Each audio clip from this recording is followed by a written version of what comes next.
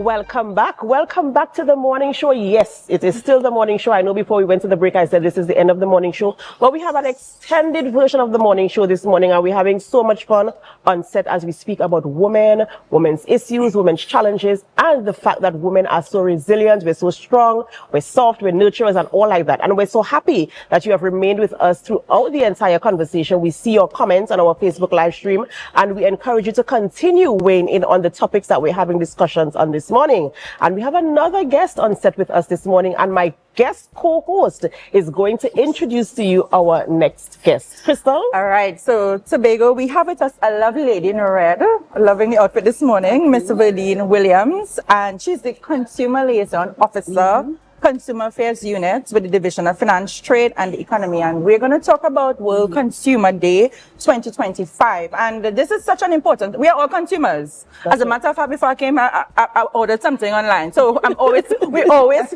consuming. So it's always good to know our rights as consumers in this space. So tell us about the Consumer Day 2025. Okay. World Consumer Rights Day is celebrated. It's a global event. It's recognized by all consumer agencies, and it's celebrated on the 15th of March every year. So it's actually tomorrow. But you know, I'm not sure if I could have gotten you all for tomorrow cited today. That's right. So what we want persons to do is to get to know their rights better. Right. You said you shop online? Yes. I shop online. A lot of us do our shopping online right now. However, there's not much protection for us when we are shopping online with regards to our rights. So that is where we come in. We need to learn to be responsible, practice our responsibility like shopping around. When you're shopping online, you shop around also. We encourage you to shop around also. You look at reviews from different buyers. And sometimes these business spaces actually, I'm going a bit off topic, right? But I'm coming back. Okay. Sometimes these business spaces actually pay persons to do reviews. So when you're doing your reviews of an item you're purchasing online, you need to check for certified buyers. They usually put it to the end that this is a certified buyer, so they buy this on their own money, spend, nobody didn't give them this to review this. So just keep that in mind, consumers. When you are shopping online, you need to make sure you do your shopping around, just as we would advocate for you to shop around when you're shopping online, right? So you shop around and you check to see what the reviewers are saying about the item that you are purchasing, okay? But getting back to the topic, World Consumer Rights Day. This is a day where it came about since in my mistake. John F. Kennedy, a former president of America, they would have recognized way back when, I think it's in the 60s, that consumers were being taken advantage of with the type of goods that they were getting or in terms of redress that they could have gotten. So he came about with 4 rights to protect consumers then. And in 1983, the United Nations recognized that those 4 rights were not adequately protecting consumers, so they come up with 4 more rights. So there are actually 8 international rights that protect consumers. I can give you a bit of what they are. The right to safety, this one came about from John F. Kennedy. The right to safety speaks about when you buy an item. Let's say you bought a phone online. That phone is supposed to work as a phone. Right. It's not supposed when you take it up, it blow up in your hand or blow up in your face. You know, some years ago we were having this scare where the batteries, the batteries. So it's not supposed to, you're supposed to buy goods that are safe for you to use. And with keeping in mind the theme for World Consumer Rights Day this year is a just transition to sustainable lifestyle. So if the phone is not safely made, it could be where it's not going to be safe for the environment and safe for you to use. So this is what Consumer International and Consumer Affairs, we are advising persons that whatever you are going to purchase supposed to be something that is going to be safe for you to use and also safe for the environment, right? That's one of the first rights. The second right is the right to be informed. And that speaks for itself, is where whatever you want to know about a product, you're buying your stuff online, you're buying it online, you're supposed to know about it. You're supposed to have information. Where it's made, where it's the ingredients. What are the ingredients? Right. What, would it be harmful for you to use it? Would it be harmful to the environment? No, I'm trying to tie in everything to the theme here, a just transition to sustainable lifestyle. So you're supposed to be informed. That's one of your other rights. That right was also coined by John F. Kennedy, right? The right to choose.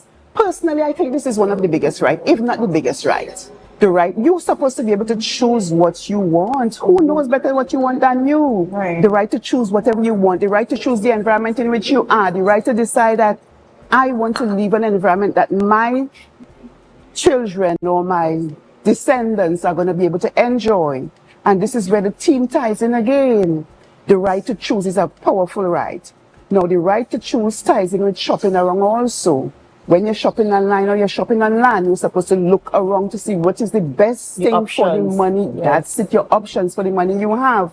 You might have $100 to spend on an item, but you like something that is $150. Now you would have to choose something that is within $100, right? So the right to choose, I think, is very powerful. This is one of the most powerful rights that we have.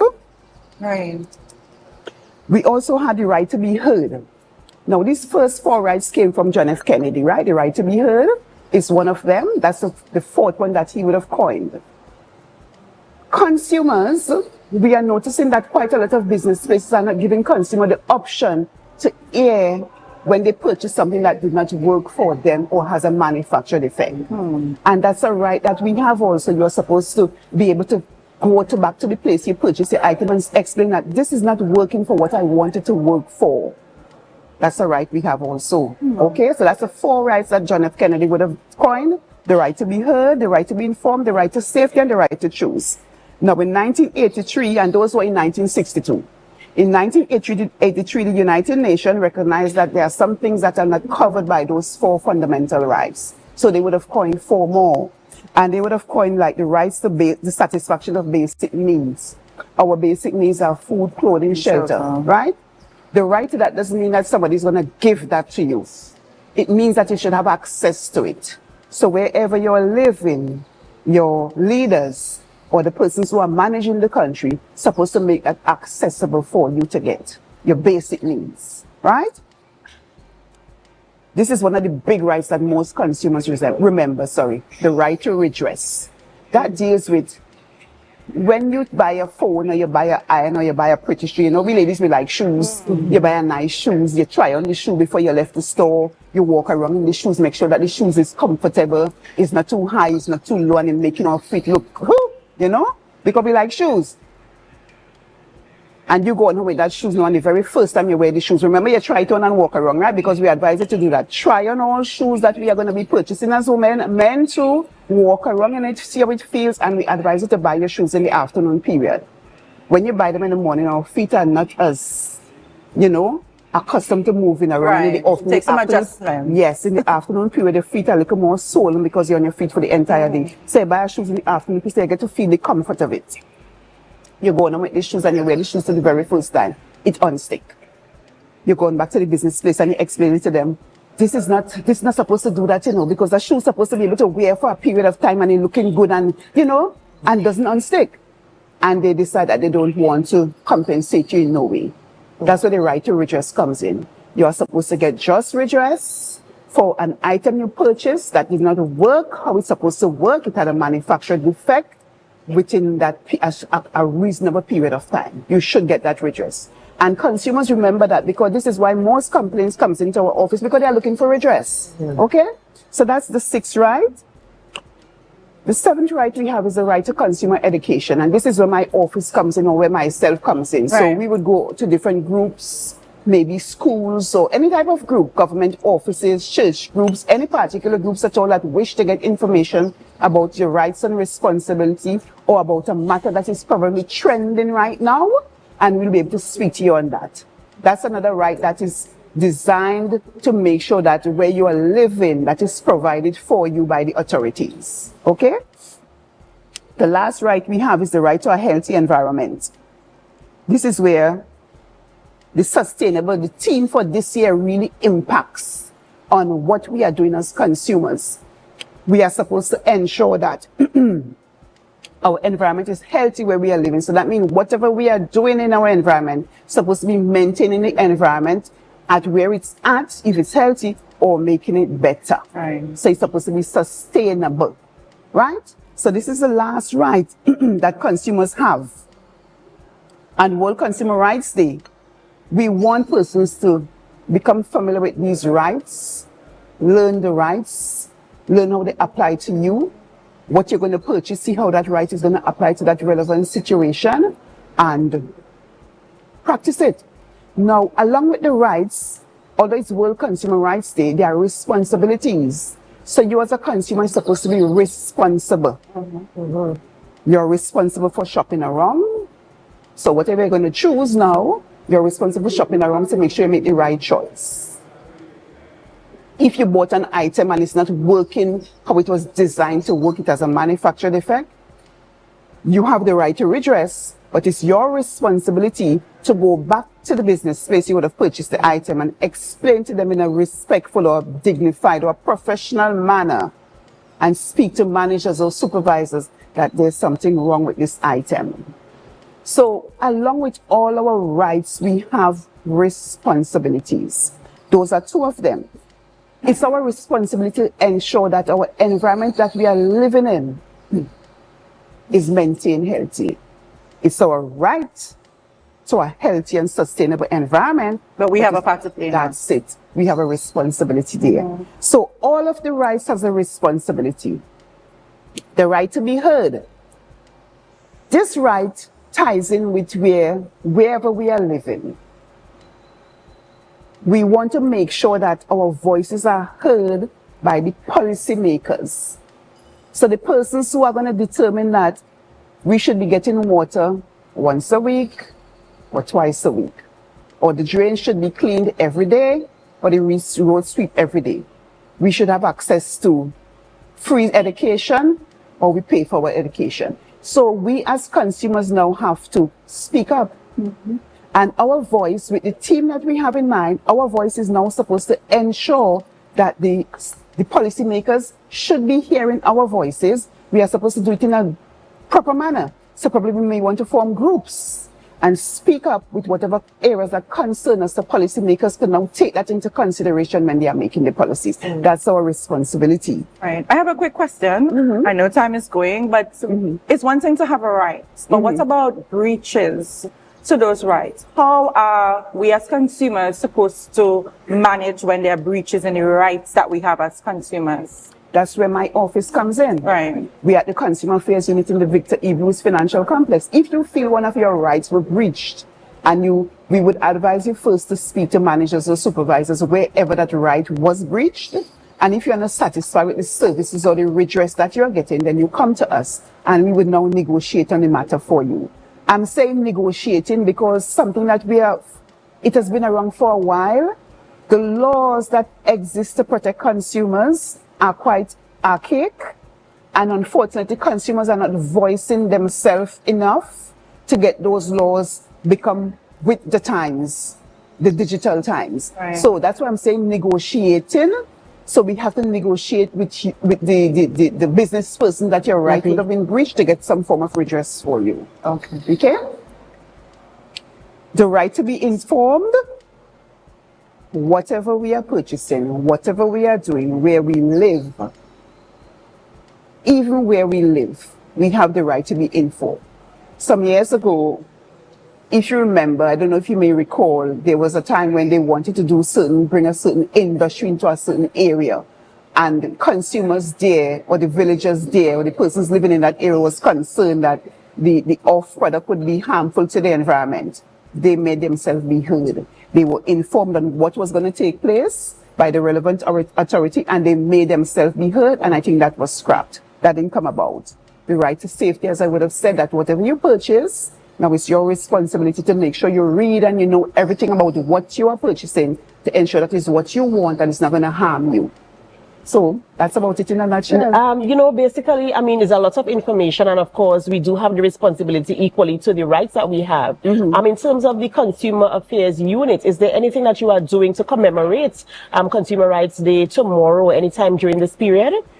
What we are doing right now is what I'm doing. So reminding public education, yes, right? We are reminding consumers of their rights and responsibility. On Monday, pleasing God, we are supposed to be on one of the radio, one of your sister, brother, you call it, airwaves, and we will be speaking to the same rights and responsibility.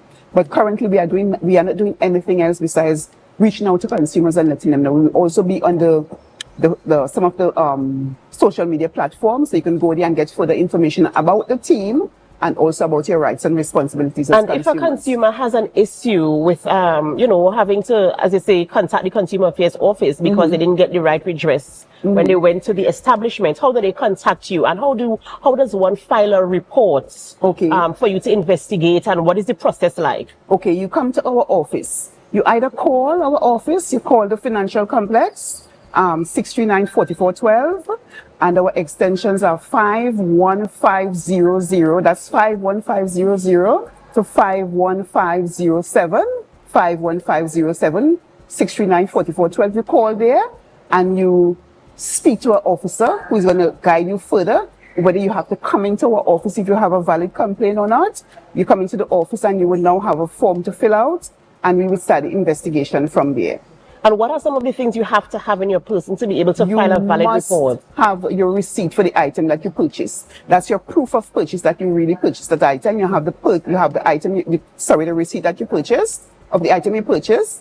And you must also would have returned back to, we always advise consumers to go back to where you would have purchased the item before you come to us, because sometimes it might just take a simple conversation with the manager or a supervisor to get some form of redress. So we advise you to do that first. If you're not satisfied with what they're telling you, then you come to us and you would fill out the form. We have a form to fill out.